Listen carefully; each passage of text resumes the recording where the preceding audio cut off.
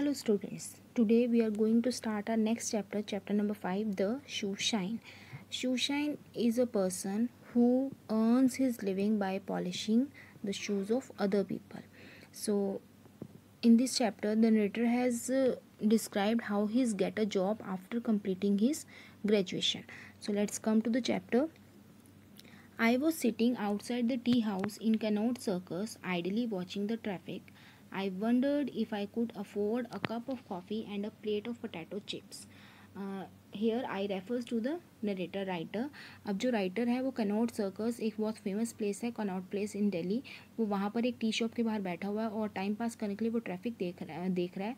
आते जाते ट्रैफिक जो है उन्हें देख रहा है और वो ये सोच रहा है कि क्या उसके पास एक कॉफ़ी और एक प्लेट चिप्स परचेज़ करने के भी पैसे हैं या नहीं है. Suddenly what happened? When a shoe shine walked up and put down his box in front of me, cream and polish sir, he asked.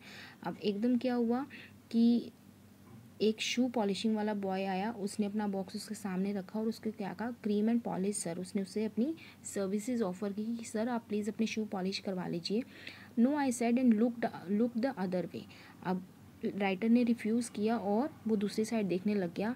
Your shoes do need a polish sir, the boy persisted होता है किसी को बहुत ज़्यादा request करना, और वो उसे रिक्वेस्ट करने लगा, सर प्लीज़ आपके शूज़ को नीड है पॉलिश की. Yes I know, I said smiling, but I can't afford it. अब नरेटर क्या कहता है मुझे पता है बट मैं अफोर्ड नहीं कर सकता, मीन्स मेरे पास इतने पैसे नहीं हैं. Can't afford it, the shoe shine replied, joining me with a smile, only 4 आनाज सर.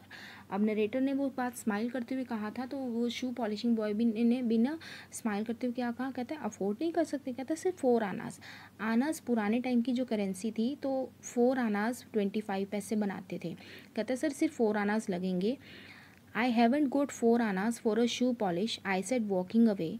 अब नरेटर ने उसे चलते चलते क्या रिप्लाई किया, कहता है मेरे पास शू पॉलिशिंग के लिए 4 आनाज भी नहीं है. But there was a puzzled and hurt expression on his face as if I was making fun of him. अब चलते चलते नरेटर ने आंसर तो दे दिया, बट जब उसने नोटिस किया कि वो जो शू पॉलिशिंग बॉय है उसके फेस पे एक तो कन्फ्यूजन वाले एक्सप्रेशन थे और एक हर्ट वाले एक्सप्रेशन. हर्ट वाले इसलिए शायद उस शू पॉलिशिंग बॉय को ये लग रहा था कि नरेटर उसका मजाक उड़ा रहा है. You see I am looking for a job. अब नरेटर ने उसको पूरा क्लैरिफिकेशन दिया, कहते हैं मैं एक जॉब सर्च कर रहा हूँ, मीन्स मेरे पास जॉब नहीं है तो मेरे पास मनी भी थोड़ा सा कम है, मैं इसलिए ऐसे शू पॉलिशिंग में अपनी मनी खर्च नहीं कर सकता. The boy picked up his box and started walking with me. अब वो जो शू पॉलिशिंग बॉय था उसने अपना बॉक्स उठाया और वो नरेटर के साथ चलना उसने स्टार्ट कर दिया. Can't get a job with dirty shoes like that sir, the boss sahibs won't like it. अब उसने उसे आगे क्या कहा, कहता है ऐसे डर्टी शूज़ के साथ तो आपको सर वैसे ही जॉब नहीं मिलेगी, जो बॉस होते हैं उन्हें डर्टी शूज़ बिल्कुल पसंद नहीं. Means he was just convincing the narrator to get he shoes polished. The boss sahibs don't seem to like me in any way any case, I answered beginning to get irritated. अब जो narrator था उसने क्या देखा कि वो शू polishing boy उसके साथ ही चलने लग गया, तो वो बहुत इरिटेट हो गया, फ्रस्ट्रेट हो गया. तो उसने गुस्से में उसे क्या कहा, कहता है बॉस लोग तो मुझे वैसे भी पसंद नहीं करेंगे, मीन्स मेरे शू पॉलिश हों या ना हो मुझे जॉब वैसे भी नहीं मिलेगी. Polished shoes won't make things any better.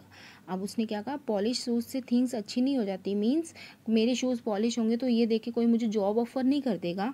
I wanted to get rid of the boy but he persisted in walking with me.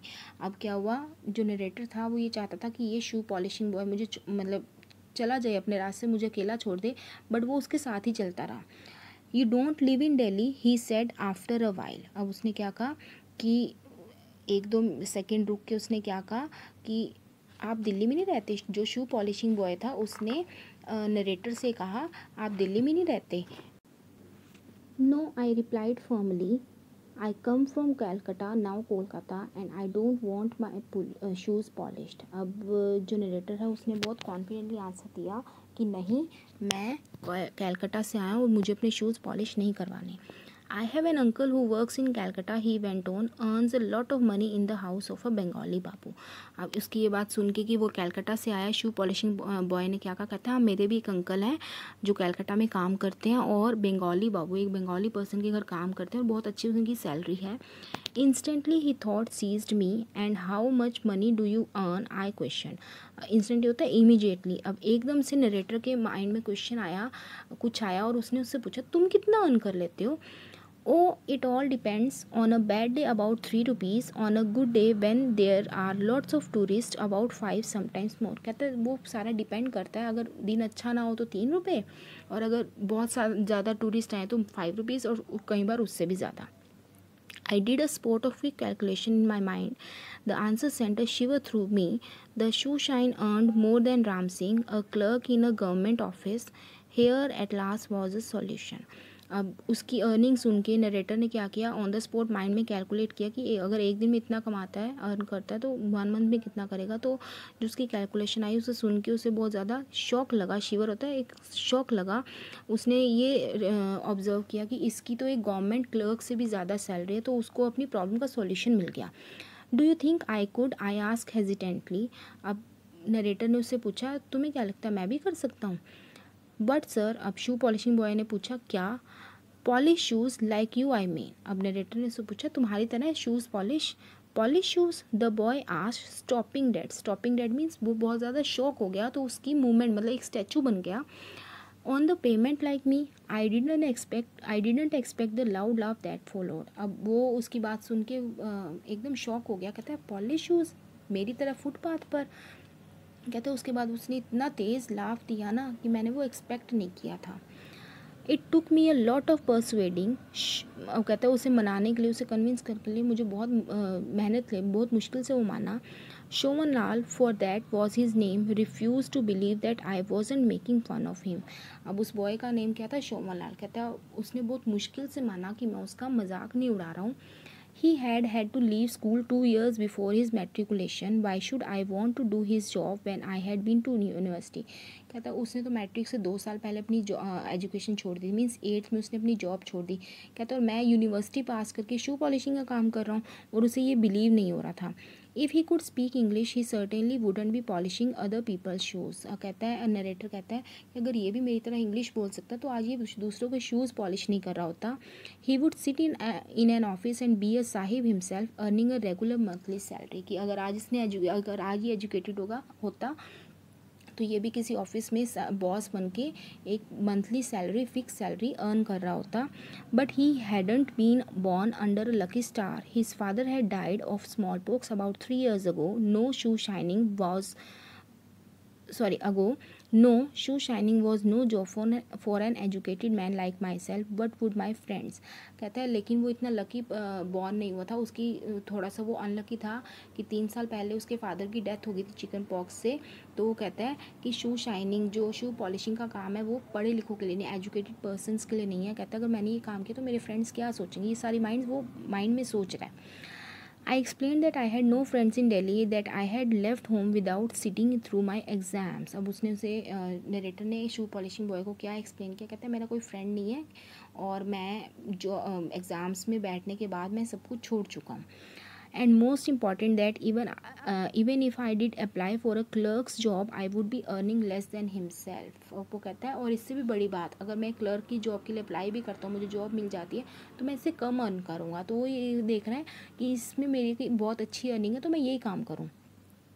But think of the status of working in office with an electric fan over your head, Shobhanlal argued. अब जो शोभनलाल था उसे अभी भी believe नहीं हुआ कि narrator शू polishing का काम करना चाहता, तो उसने आगे एक और आर्ग्यूमेंट दिया। कहते हैं लेकिन वो तो देखो, आप एक ऑफिस में बैठे हो, ऊपर आपका इलेक्ट्रिक फ़ैन चल रहा है। एक्चुअली उन टाइम में इलेक्ट्रिक फ़ैन भी कॉमन नहीं था, इलेक्ट्रिक फ़ैन चल रहा है तो उसका स्टेटस ही अलग होता है। There is that I suppose, I replied smiling, but I have to get a job straight away. अब नरेटर ने कहा, कहता है ये तो ठीक है, लेकिन इस टाइम मुझे सिर्फ एक जॉब चाहिए। Well my friend said reluctantly giving in. अब माई फ्रेंड यहाँ पर शोभनलाल को रेफ़र कर रहा है। कहता है अब वो थोड़ा सा हेजिटेशन के साथ उसने चलो कहा okay, if you really want to. कहता है अगर आप चाहते हो तो ठीक है। I mean I don't know how the others will take it. कहता है मुझे नहीं पता दूसरे लोग क्या सोचेंगे, बट आप चाहते तो ओके है, मैं एग्री करता हूँ। There is a shoe shines union, you know. अब वो उसका ये शू पॉलिशिंग जॉब स्टार्ट करने का पूरा प्रोसीजर बता रहा है शू पॉलिशिंग बॉय शोभन लाल नरेटर को। कहता है हमारी एक शू शाइन यूनियन है and Connaught circus is a profitable place. कहता है और जो कनॉट सर्कस प्लेस है वो बहुत प्रॉफिटेबल प्लेस है, मीन्स यहाँ पर बहुत अच्छी इनकम हो जाती है। If there is an extra shoe shine it means that everyone else earns a little bit less. कहता है लेकिन अगर यहाँ पे एक और शू पॉलिश करने के लिए पर्सन आ गया तो क्या होगा कि बाकी जो सारे अर्न कर रहे हैं उनको थोड़ा कम हो जाएगा, उनकी अर्निंग थोड़ी कम हो जाएगी। I hadn't thought of it like that and Shobhan Lal opened up a whole new world for me। कहता है मैंने इस बारे में सोचा नहीं था और उसने ये बात बता के मेरे लिए एक नई बात खड़ी कर दी थी। For the moment I lost the feeling of hopelessness and despair। कहता है एक पल के लिए तो जो मैं डिसअपॉइंटमेंट थी, जो मेरी नेगेटिव फीलिंग्स थी which had possessed me ever since I arrived in Delhi. कहता है जब मैं दिल्ली में आया था तो मैं बहुत मतलब डिसअपॉइंटेड था कि मुझे जॉब मिलेगी या नहीं। तो वो जो वाली एक बार फीलिंग जो थी ना वो ख़त्म हो गई थी, लेकिन कि ये सुन के कि एक नया शू पॉलिश करने वाला पर्सन आएगा तो बाकी सबकी अर्निंग कम हो जाएगी, तो ये सुन के उसको थोड़ा सा फिर आ गया कि शायद मुझे ये काम करने को अलाउ ना करें। To work as a shoe shine became the most important goal in my life. कहता अब मेरी लाइफ में सबसे इम्पॉर्टेंट गोल क्या बन गया था, सबसे मेन एम क्या बन गया था कि मुझे शू शाइन का ही काम करना है।